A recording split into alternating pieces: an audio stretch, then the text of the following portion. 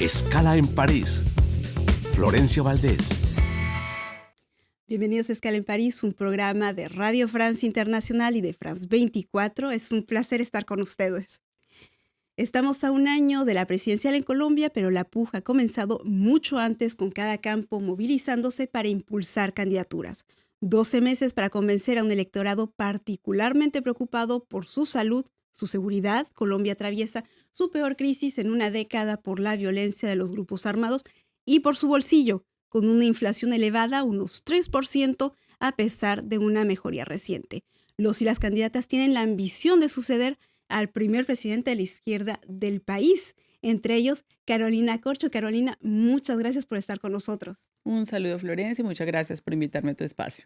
Carolina, usted es doctora, psiquiatra, politóloga, una amplia trayectoria en la defensa del acceso a la salud. Fue ministra precisamente de Salud y Protección Social entre agosto del 2022 y abril del 2023 del gobierno de Gustavo Petro. También está al mando de Corporación Sur, que ha sido un pilar en la construcción de la hoja de ruta del gobierno actual. La recibimos en el marco de una gira europea que tiene, entre otros, el objetivo, de destacar el papel de los colombianos en el extranjero.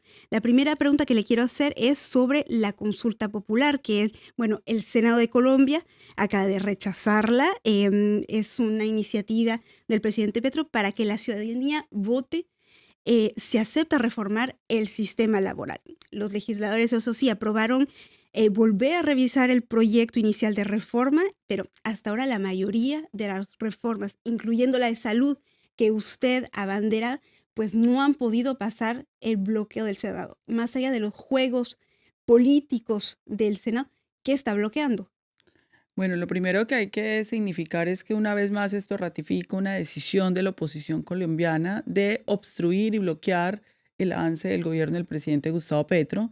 En principio, 8 senadores archivaron esta reforma sin ninguna razón y argumento válido, y posteriormente ya la plenaria se opone a la consulta, donde el pueblo colombiano tenía que decidir sobre los puntos de la consulta popular. Pero además hay algo muy grave, es que aquí hay una denuncia y un presunto fraude. Cerraron los votos antes de la hora, digamos, que se había establecido, si no me equivoco. Exactamente. El presidente del Senado de la República puede tener la opinión que considere, votar sí o no, pero no está por encima de la ley y la Constitución de Colombia, y se denunció un presunto fraude, y frente a eso su obligación legal y constitucional es repetir la votación, y la Corte Suprema de Justicia debe pronunciarse e investigar estas posibles irregularidades. Estas irregularidades, que efectivamente bloquean por ahora esta consulta popular. Hemos dicho, varias de las reformas han sido bloqueadas, y si no prospera por el sistema o porque realmente no pasa más esta consulta, el próximo candidato, la próxima candidata de la coalición de izquierda lo tiene cuesta arriba para el próximo año.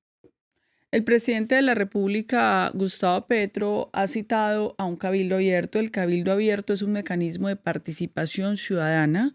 La última vez que a nivel nacional se utilizó este mecanismo de participación ciudadana es cuando éramos colonia de España e íbamos a pasar la independencia, y ahí se gritó cabildo abierto en Colombia, y fue un mecanismo de deliberación pública para lograr nuestra libertad.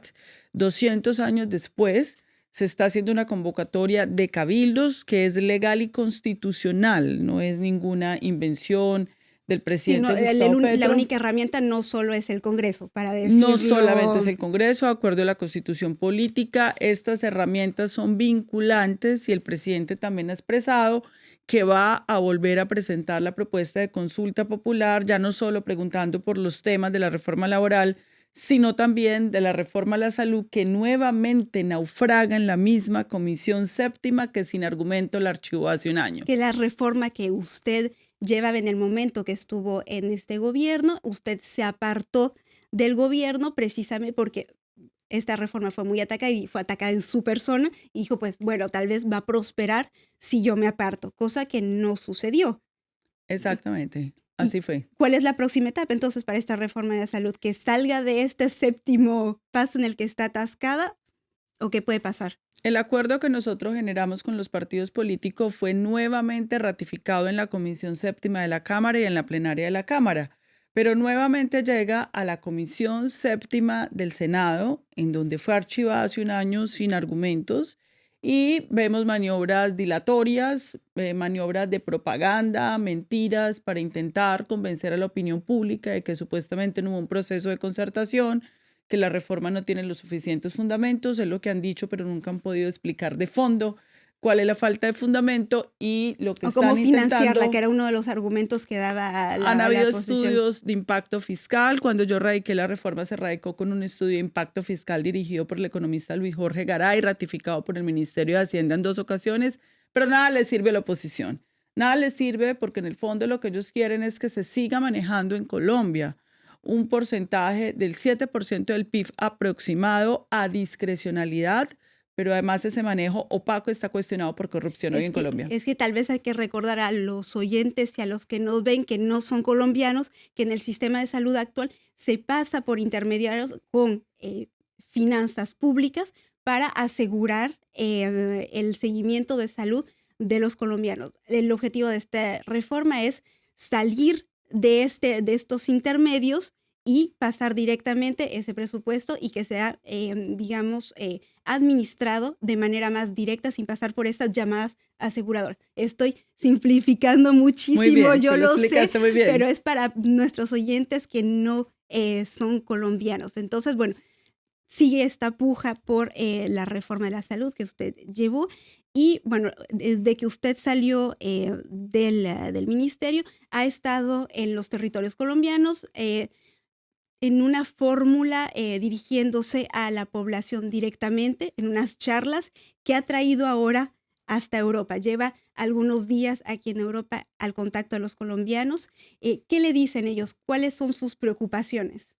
Bueno, básicamente yo lo que veo es una esperanza, también una preocupación por el obstruccionismo de la oposición y la oligarquía colombiana al proyecto político del cambio del presidente Gustavo Petro.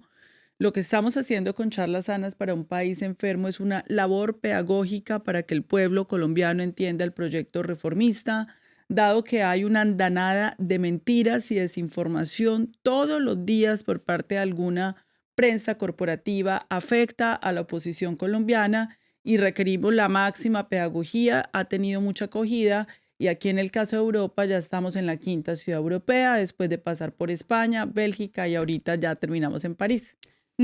Muchos de estos colombianos que están aquí en Europa, hay 5 millones fuera de Colombia aproximadamente, no solo en Europa, muchos de ellos han venido acá huyendo de la violencia o de la persecución política.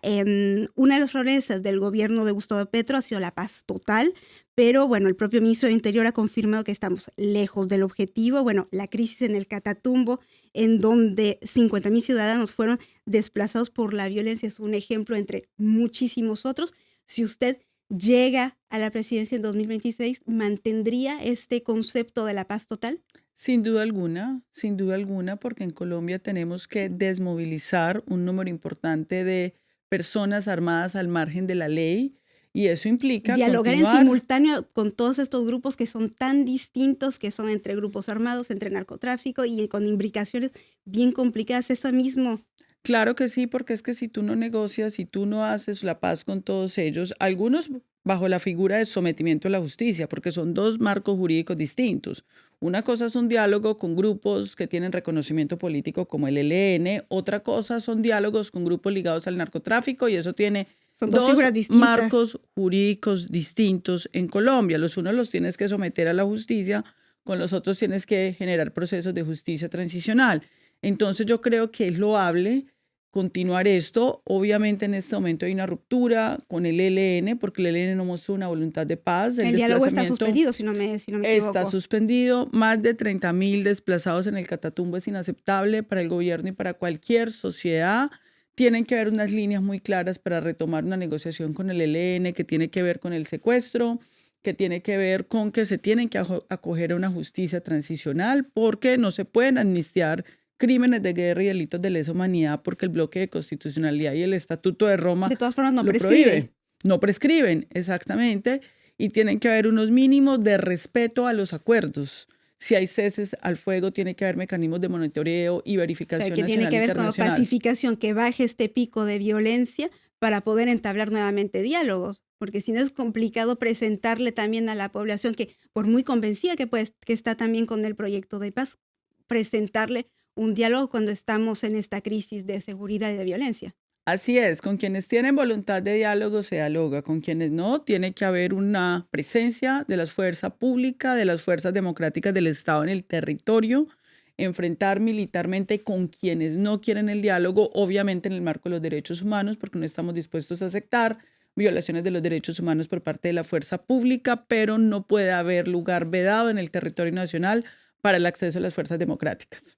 En este marco, el próximo año, cuando estemos en plena campaña electoral, no hay que excluir que un candidato, una candidata que lleve la bandera un poco la línea Bukele-Trump prospere y surja. ¿Cómo hacer, dado también la violencia, el episodio de violencia que estamos viviendo ahora, que la izquierda no sea un paréntesis en la historia de Colombia?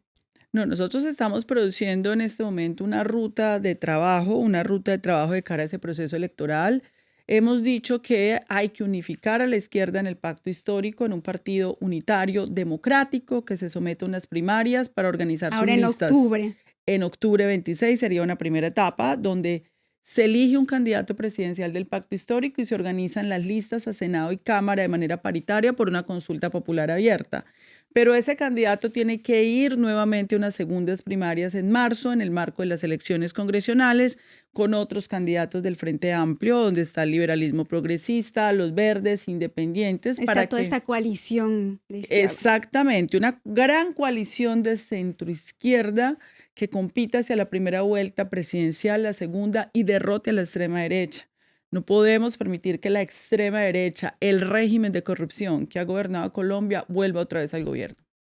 Quisiera ya para terminar, Carolina, porque el tiempo se nos va volando, hacerle una pregunta. Ya en el ámbito internacional, Colombia se acaba de unir a la ruta de la seda china. Esto tendrá como efecto, bueno, la reducción del déficit comercial, pero seguramente va a tensar las relaciones con Estados Unidos. ¿Cómo valora usted este acuerdo? Es que ya Estados Unidos tensó las relaciones con Colombia y con el mundo. No se van ya a en febrero, tensar los episodios con los migrantes colombianos y con la expulsión de los migrantes colombianos. Entonces la decisión del presidente es que Colombia tiene que abrirse al mundo. El socio comercial con el cual moviliza una economía del 25%, pues ya no puede ser el único socio.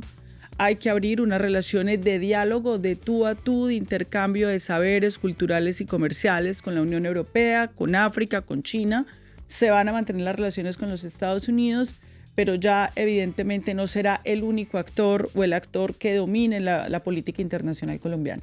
Carolina, se me está acabando el tiempo. Carolina Corcho, usted fue ministra de Salud del gobierno de Gustavo Petro y tiene la mirada puesta en la presidencial del 2026. Muchísimas gracias por haber estado con nosotros. Muchas gracias por tu invitación y un saludo a tu audiencia. Muchísimas gracias también a ustedes por su confianza. Saben que estamos en rfimundo.com y france24.com. Hasta la próxima.